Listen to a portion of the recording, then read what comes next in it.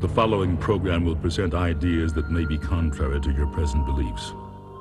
Tonight, we will examine close encounters of the fourth kind, where witnesses have not only had personal contact with extraterrestrial life forms, but were also detained by them. The recreations of aliens and their spacecraft are based upon a composite of testimonies and research. Interviews from around the world have described two basic kinds of aliens: the small grays with large eyes and heads, and the Nordic types, blonde, tall, muscular humanoids. The reenactments you are about to see were experienced by people whose lives have been altered forever.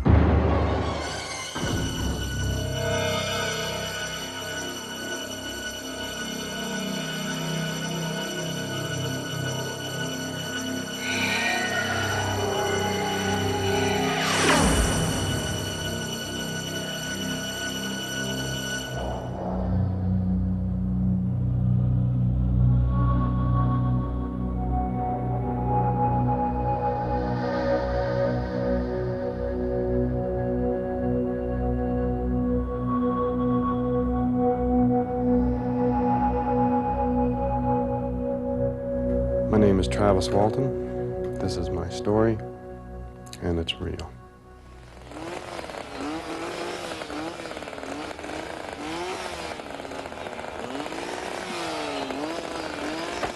Meet Travis Walton, a man who is about to take a unique and terrifying journey.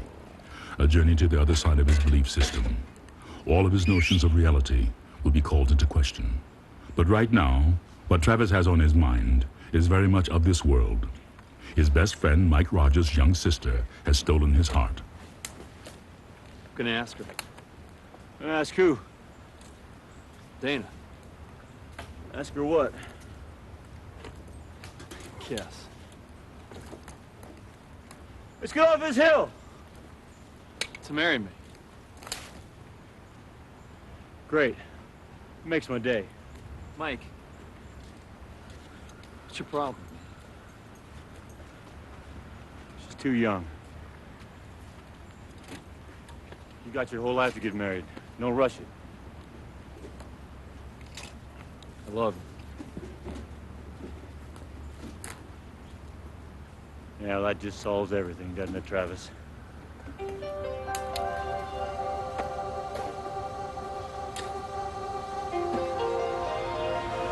At first, it seemed just like any other night as they headed home from work.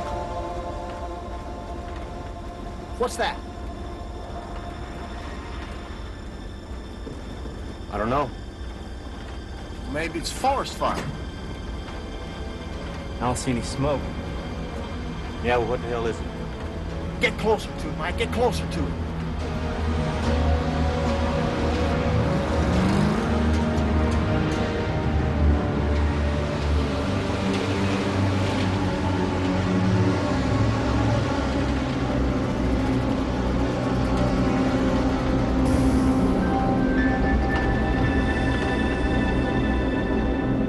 What we saw was not that far away. I mean, we could see this thing. It was clear, it was distinct. It wasn't just a point of light in the sky or anything like this. This was very close. You could have thrown a rock and hit it. I was scared, but like everyone there, but I got out and went towards it.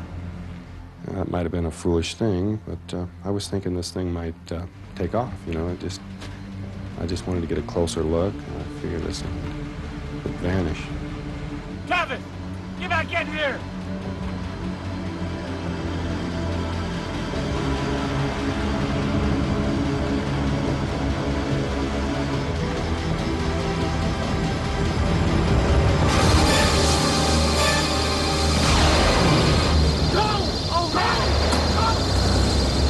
Did you see what happened to him?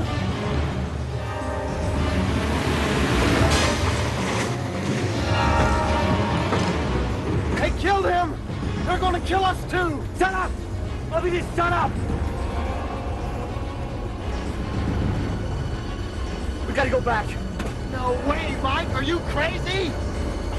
After we'd put maybe a quarter of a mile distance between us and it, I suddenly realized what we had done, and I realized that our friend was back there, that I'd left him there. So I stopped the truck, and several of them didn't want that at all. And I says, well, we have to go back. He could be hurt, obviously is hurt, and we can help him. We went back to the site. The thing was gone. Travis was gone. So we thought maybe he wandered off somewhere. So we conducted a hand-in-hand search, you might say. 6 grown men walking around in the woods, about as close to each other as they could get. We decided that without being able to find him, we would have to do something. What would we do? All we could think of was go to the authorities. The sheriff arrived and listened to their story. He was cautious, but not completely disbelieving. He decided that the only thing to do was to go back up the hill in the morning and look for Travis. 3 of the guys had no intention of going back up the hill. They wanted to stay right down there where they were. And so me and one other fella and several of the sheriff people went back up the hill and covered all the roads below and above, and we looked for tracks, we looked for sign, we listened. We couldn't find him at all. There was no trace of him at all, no tracks of any kind anywhere. It just seemed that they must have taken him, whoever they were. We had no idea at that point. It's only maybe 100 feet or so away from us. You know, just sitting and filled this whole area in here. See how it's all burned up and stuff? It was huge, you know, it filled this whole thing up. And just, it's the weirdest damn thing I've ever seen. Somebody from somewhere other than this world had taken him, and he was just not there. Mike Rogers and the sheriff went to inform Travis Walton's mother that her son was missing. I'm really sorry. I left him. I just didn't know what to do. I'm sorry. All through that night and the next several days, it was incomprehensible. We could not understand what had happened. It just didn't sink in. Something had happened, something odd had happened. We didn't know if it was terrible, whether it was great, we didn't know, but it's something that we couldn't understand had happened, and it was very traumatic, very traumatic, the most traumatic event that I've ever encountered.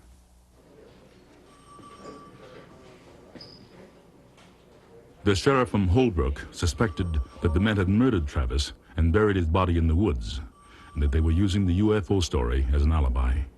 He wanted some answers and wasn't going to give up until he got them. Well, Dallas, why don't you tell us about this conversation with Travis? Joe, they was just talking about his sister. Now, they've been dating. Do you have a problem with Travis there, son? Travis was my best friend. Why would I kill him? I don't know. I understand he wanted to marry your sister. Well, maybe you didn't like that idea. Man. If you boys are all telling the truth, why not take a lie detector test? It's fine with me. Hell yeah, I'll do it. Well, good. We'll get to the bottom of this yet. Visitors from the unknown will continue. A few days later, the polygraph examiner gave an official report. Your name, Mike Rogers. They told Mike Rogers it was the first time the polygraph examiner had such a large number of subjects to work with regarding the same event, and actually used the word proof in his report. He said his findings positively proved the men did see something that they believed was a UFO. No. Did you see spacecraft? Yes, I did.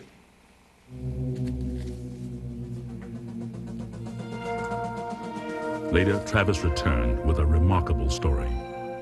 When I felt the numbing shock, I blacked out, and the next thing I knew, I regained consciousness. Not quickly, sort of gradually. My head wasn't real clear. I was in a lot of pain. I was laying on my back.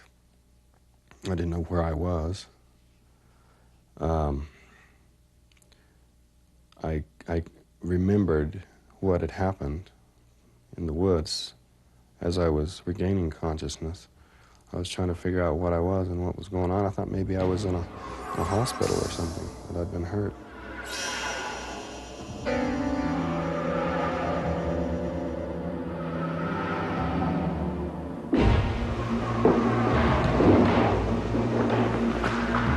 And I was standing in front of those things that were coming towards me, and they stopped there and they stood there looking at me. These huge eyes just seemed to just look right through me. I didn't get any impression of emotion. It was a very detached sort of just observing sort of thing, but it seemed like they could see everything I was thinking and feeling. Very disturbing feeling to feel so exposed. These huge eyes looked at me, and when they'd blink, and on an eye that big, the eyelid just slid down and opened like a window opening and shutting, and it just had the strangest sort of feeling. I couldn't bear their gaze. Get back! Get back! Back!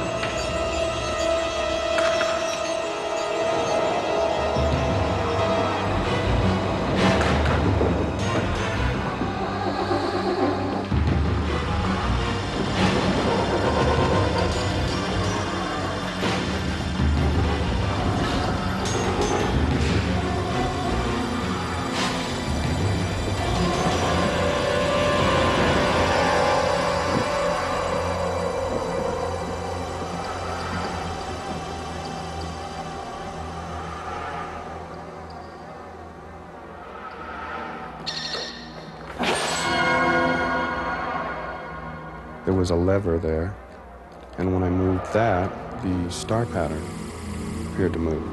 That kind of disoriented me for a minute because, it felt like I was moving kind of for a second, because this was, to have everything suddenly shift like that.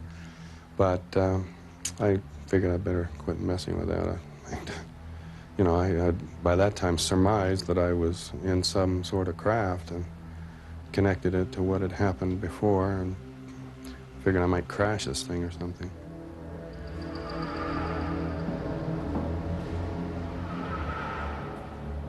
This person was not like these humanoid creatures that I'd seen earlier. This looked like a human being, looked like a man in a blue uniform. I went up to him thinking, that I was being rescued, that I was being saved, that this was a person, I started asking all kinds of questions. Where am I? Where are we? And who are those things that I saw? Talk to me.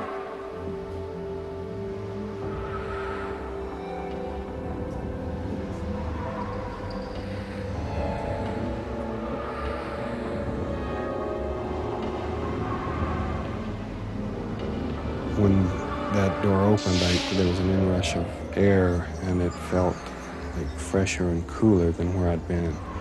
It must have been like the air I was in was real heavy, and moist, and stifling. Just pulled me quickly on, went through some doors, down a hallway, to another room. What are you guys doing? What's going on here? And who are you people? Touch me. Don't touch me! Don't! Get your hands off me! What are you doing? Touch me! What are you doing? What are you doing? Get off me!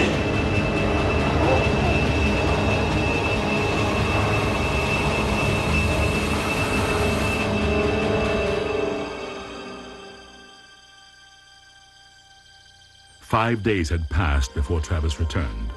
He was asked to take a lie detector test. He too passed. Little did he know that this event would cast a shadow over the rest of his life. Many believe he is a man of courage, while others accuse him of being a liar.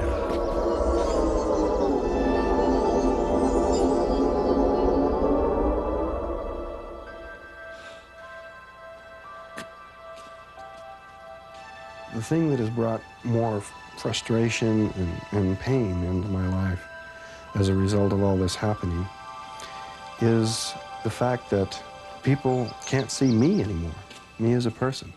I get a feeling of invisibility because of this thing. Every contact I have with people is covered by, is filtered through the distorting lens of something that just happened to me 15 years ago. And it is something that just happened to me. I didn't do anything special or heroic. I'm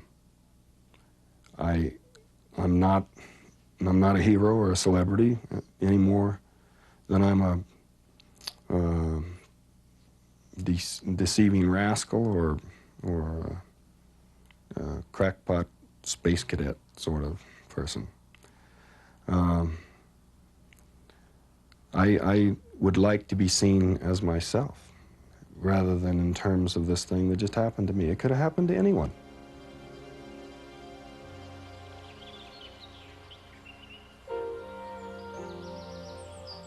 All of the woodsmen moved away except Mike and Travis. They are still friends. Travis married Mike's sister Dana, and they have 4 beautiful children and still live in the same small town in Arizona, where no one has forgotten what happened more than 15 years ago.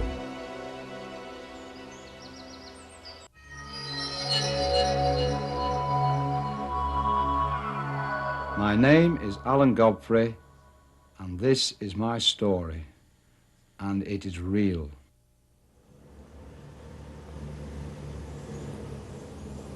Meet Alan Godfrey, a British police officer in the West Yorkshire Metropolitan Police Force. Alan, born and raised in this working-class neighborhood near the moors, is married and the father of 2 children. He has been commended twice for his investigative work in cases of sudden and mysterious deaths. Alan is proud to be a policeman and proud of his accomplishments. His story began 14 years ago, when Alan was looking for 3 men suspected of brutally assaulting someone the night before. Headquarters, this is PC Godfrey. I've located the 3 suspects outside a pub. It's called the Carpenter Arms. I'm going to take them into custody. Send backup.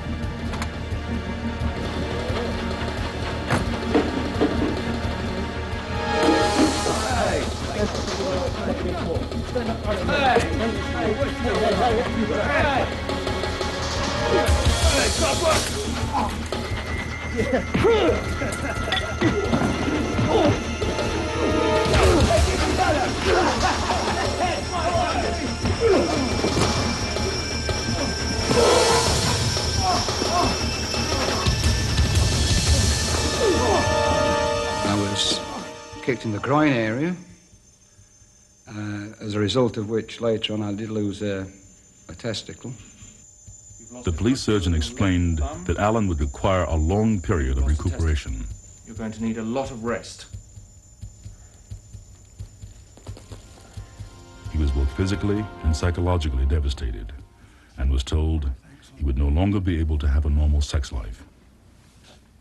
I was also told I'm definitely been sterile for the rest of my life. I would not be able to father children again. Alan finally returned to active duty. 3 years later, he was called to the scene of a mysterious death.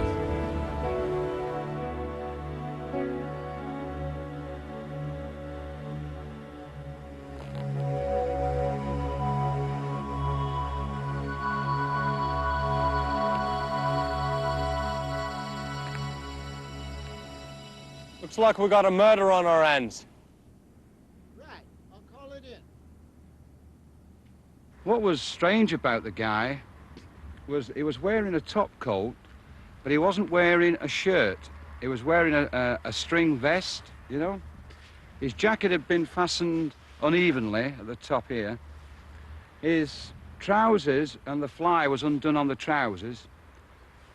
His shoes appeared that he hadn't put them on himself. They hadn't been tied properly. At 10 a.m., the body was not there, according to the owner of the coal yard. An off-duty officer had been present at 1:30 p.m. and found nothing unusual.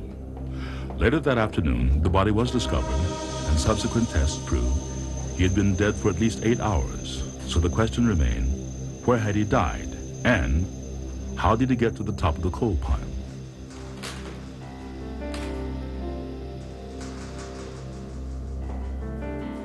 Say this guy died of shock. Where the hell are these burn marks from? There was a strange substance on the back of the dead man's neck, which the forensic pathologist proceeded to analyze. The guy, although he died of a heart attack, the heart attack had been brought on by something that really, really terrified him.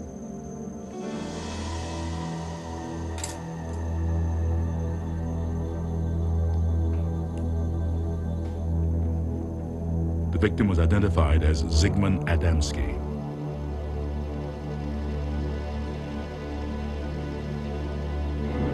The coroner wanted the police to ascertain why this guy had turned up some 30 or 40 miles from his home, where he'd been for 6 days, where the burn marks had come from. More importantly, what was the substance that had been applied to the guy's wound at the back of the neck, because the substance could not be identified as anything known on Earth. The police were further baffled. There were no footprints leading to where the body was found. This is really important to remember this.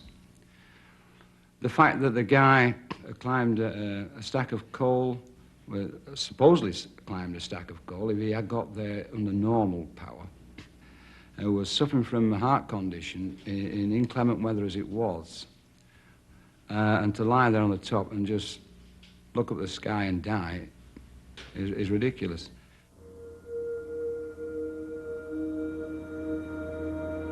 With the Adamski death still nagging at him, Alan encountered something even more extraordinary. I was on patrol in my police car, and we'd been getting strange, unusual calls from members of the public about a herd of cows that were kept appearing and disappearing on a local council estate. We went up there and had a look, and there was nothing. You know, there's no trace of these cows. There was no sign of them. Cows leave trademarks. We all know this. So it was rather unusual that these cows couldn't be found. Headquarters, this is PC Alan Godfrey. I'm going up to Council Estate to check on the cows. Over. As I was approaching the council estate, I was going to come off the main road when I saw in front of me a large object that was blocking the road up ahead. I put my warning flashing lights on, the blue flashing lights on. My first reaction was that it was a double-decker bus that had gone skidded sideways, but whatever, there was something blocking the road. So I instinctively drove towards it. As I was approaching the object, it was a sight that really I wasn't expecting to see, you know. I mean, there was an object that was hovering. It wasn't actually on the ground. It was actually hovering over the ground, about 5 feet. This in itself, you know, is a bit strange to say the least. Hello. Headquarters, this is PC Alan Godfrey. I need assistance. I tried the car radio, it wouldn't work. I tried my personal radio. This is PC Alan Godfrey. Nobody would answer me on the radio. It was completely dead.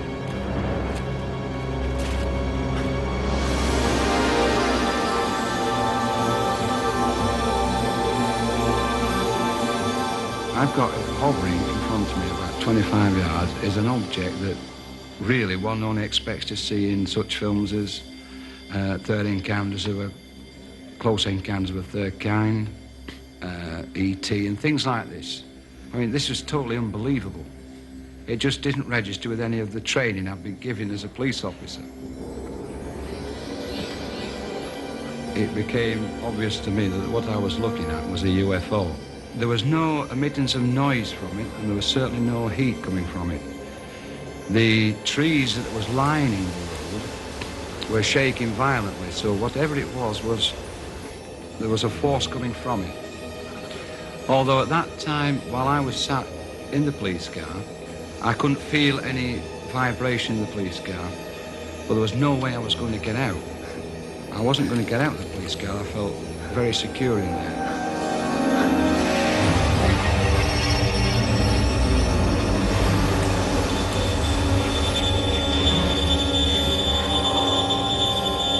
And then a very strange thing occurred. Suddenly, there was a jump in time.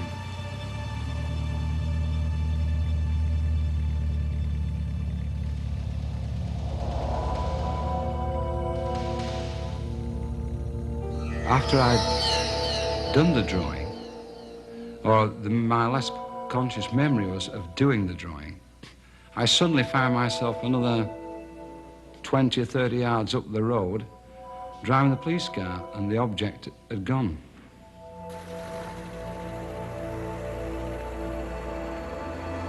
Alan realized that 20 minutes had passed, and he could not remember what had happened.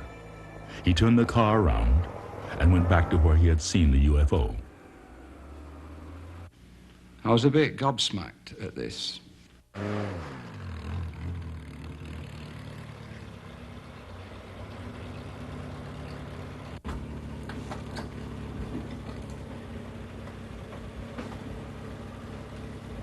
It had been raining all night, so the road surface should really have been absolutely wet through. But where this object had been, the road surface was whirlpool dry.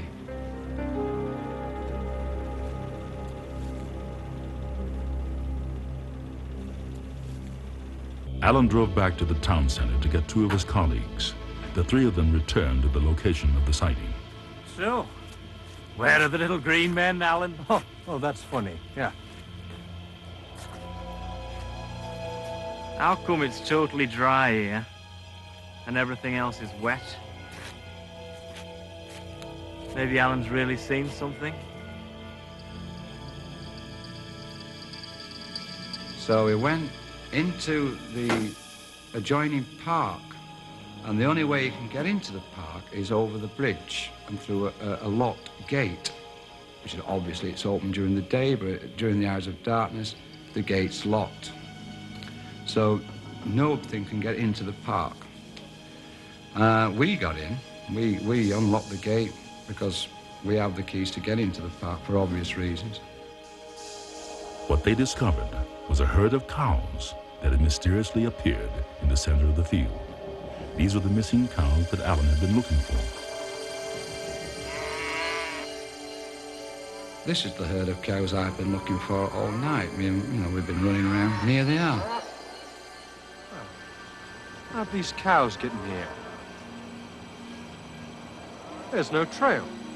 Now, this is rather strange, and this starts blowing your mind here, because I just seen something that a UFO, that I found absolutely totally unbelievable, and I wasn't expecting to see something like that. And another strange occurrence, the cows, How did the cows get there? The only way they could have got there is somebody had gone plonk and dropped them there.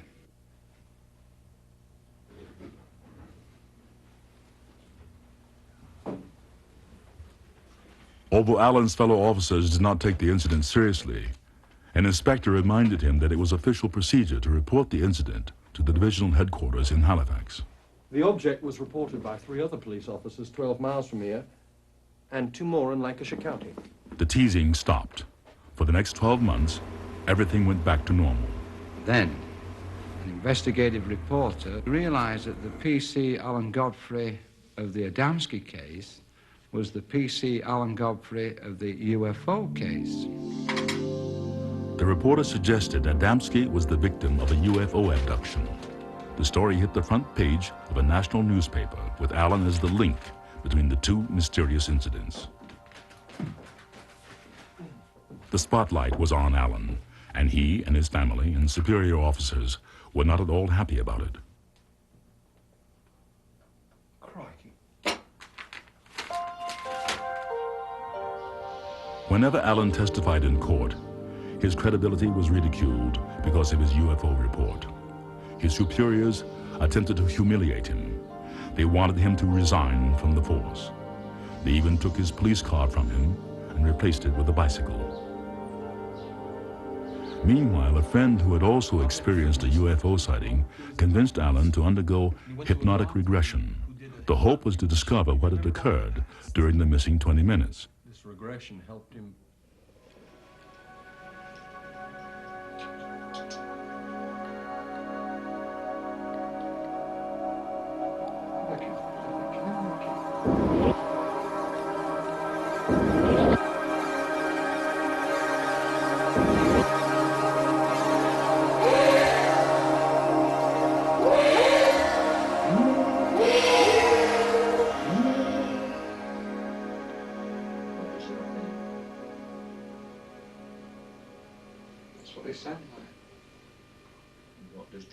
Do you remember the night I tried to wake you up and couldn't? What night, love? That night I heard that same sound over our bed.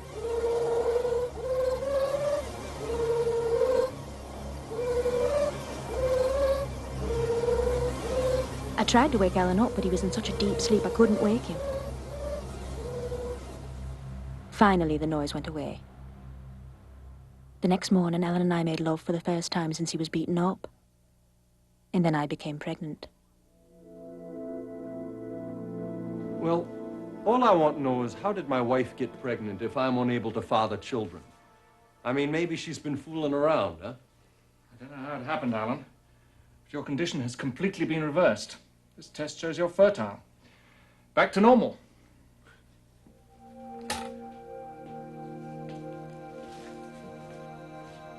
While many questions were raised, few were answered. The Adamski death remains unsolved. Alan Godfrey is still unable to consciously remember the missing 20 minutes. Although Alan no longer serves in the police force he was so proud of, the thought persists that the visitors did serve some positive function in his life. He is extremely grateful to have recovered, and especially to have had another child.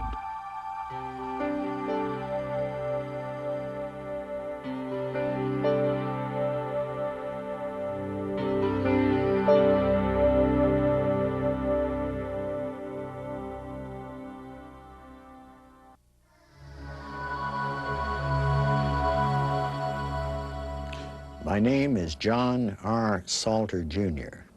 This is my story, and it's real. John Salter, Jr. is the head of Indian Studies at the University of North Dakota and holds a master's degree in sociology. The son of a Native American and a second-generation Scot, he is a human rights activist who fought for civil rights throughout the Deep South. He was also director of Catholic social justice activities for the Rochester, New York Diocese. He has been honored with numerous awards, among them the Martin Luther King Jr. Award, presented by the governor of North Dakota. But all of his knowledge and experience could not explain what was about to happen to him this day.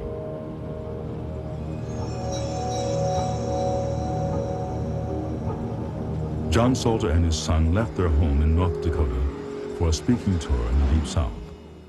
My then 23-year-old son and I took off, pointed toward Mississippi and New Orleans.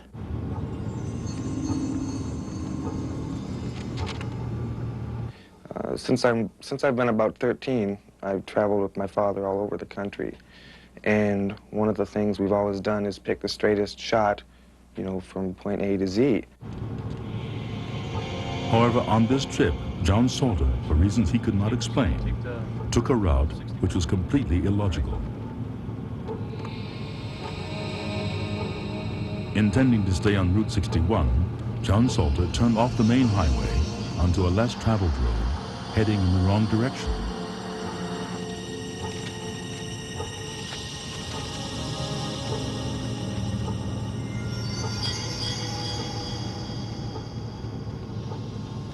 At around that very point, both my son and I were hit gently by double amnesia. For the next more than 60 miles, we remembered nothing.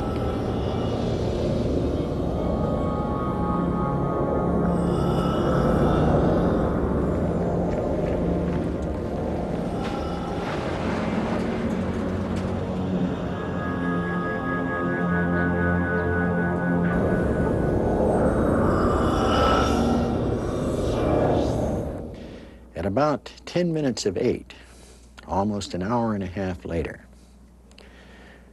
we emerged from the double amnesia.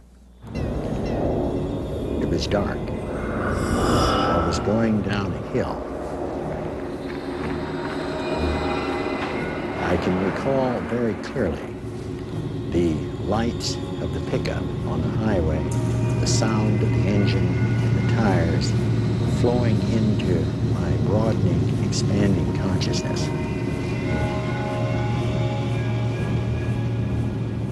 Check the map. We're turned around heading towards Madison. But that's impossible. How did we get here? I don't know.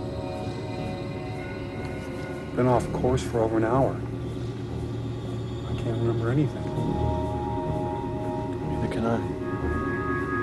That evening, you know, when we stopped in Bettendorf and we went to that restaurant, there were several police officers, several men wearing hats with FBI labels on them, like they had been part of some kind of search team or something. And I remember feeling incredibly guilty, as if we were a couple of bank robbers or outlaws. And we hadn't done anything wrong, of course. You know, we don't even go over 55. What's happening to us? I don't know. How could we both not remember anything for over an hour?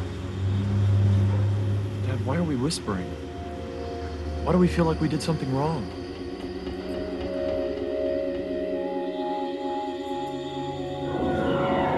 If this were the Navajo country, I'd believe this to be witchcraft.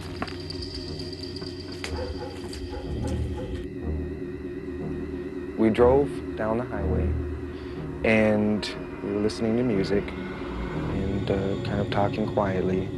And then we saw the light coming towards us. It was glittering, it was shining, it came towards us.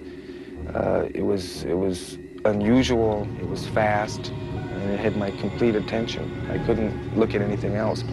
It was enveloped in a kind of energy field which added up to the most exquisite, shimmering, silvery thing that I've ever seen in my life.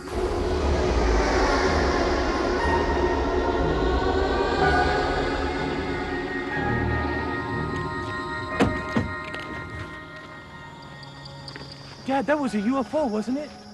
What else could it have been? Remember Betty and Barney Hill? No. Well, they were a real responsible couple. They were picked up by a UFO and didn't even know it. Do you think we were picked up? I don't know, son.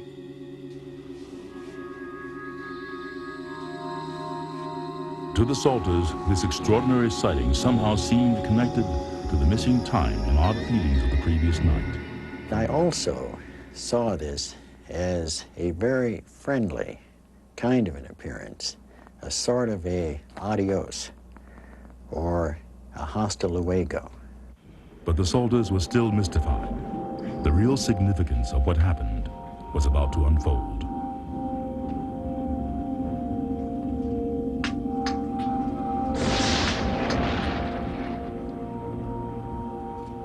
Dad, I feel like something really strange has happened to us. I feel that way too.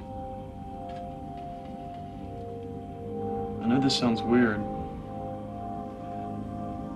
but I wish they'd come visit us again.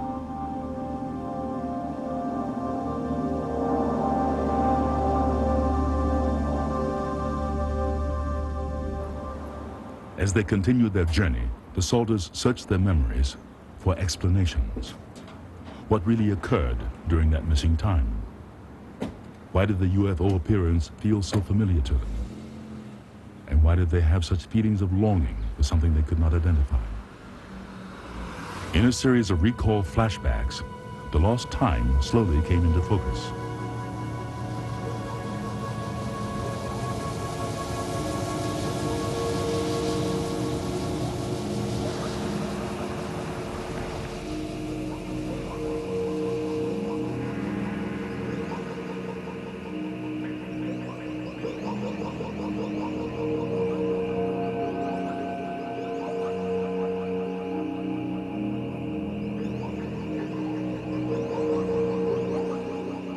recall thinking to myself, they look like children. Up on the bumper, looking in, they look just like little kids.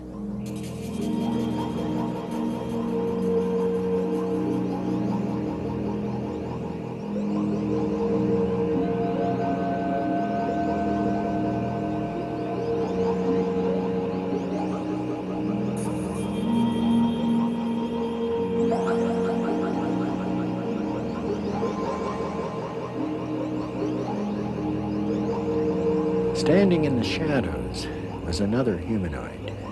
This man is as tall as I am, 6 feet. He is half human, half humanoid, a half-breed, so to speak. I felt a very close bond immediately with this tall figure that stepped from the shadows. And at one point, I stumbled and fell and was cushioned and prevented from hitting the ground by what I'm convinced is some sort of telekinetic psychic force generated by the humanoids.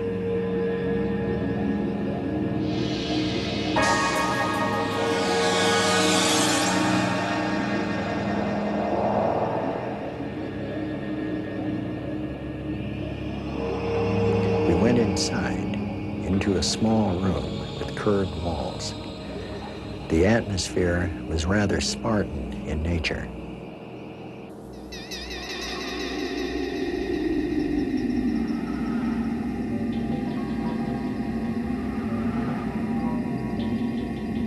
I remember the feeling of laying in a chair, and it was like being in a dentist's office because I was aware of what was happening, but I couldn't move. I couldn't move my face, I couldn't move my body. I wasn't strapped down, but I was immobilized in some way.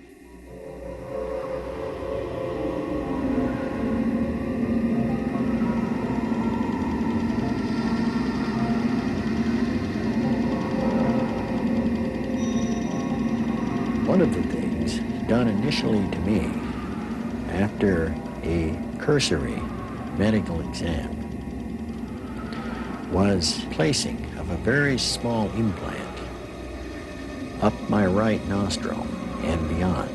This was a painless procedure, and we believe that it affects the pituitary gland, one of the endocrine glands. Immediately after that, an injection was made in the vicinity of the thyroid gland, another endocrine gland. And following that, there was a massive injection into the upper central chest, the thymus gland.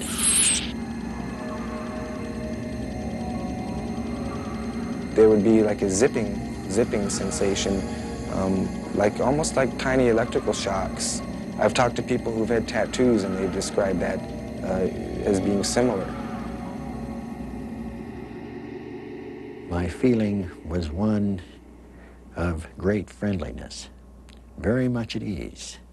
Everyone, all through this experience, was very pleasant. In the months that followed, John Salter began to notice changes to his body. His fingernails, which he'd normally clipped every 3 weeks, had to be clipped once a week. His hair began growing more rapidly. His sparse eyebrows began to thicken, and his facial wrinkles began to disappear. I now had developed a very strong need for protein, meat and fish. At the same time, an odd craving for things like green peas. A 25-year-old scar suddenly faded. Salter had very little body hair, but now found it growing all over his body. Before the UFO encounter, Salter smoked a pound of pipe tobacco a week. I smoked like an Arizona smelter. But in the middle of May, 1989, I stood in my office and realized that I had gone 24 hours without smoking anything. And I stopped smoking and have remained a non-smoker without suffering a single physical or psychological twinge. no twinges of any kind.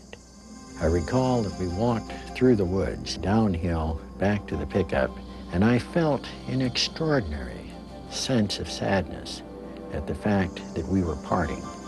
There is no way that I can adequately describe the intense sadness that I felt.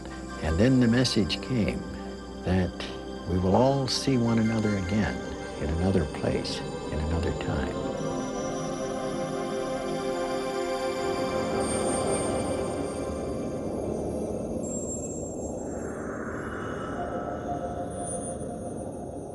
These have been but 3 of hundreds of reported UFO encounters.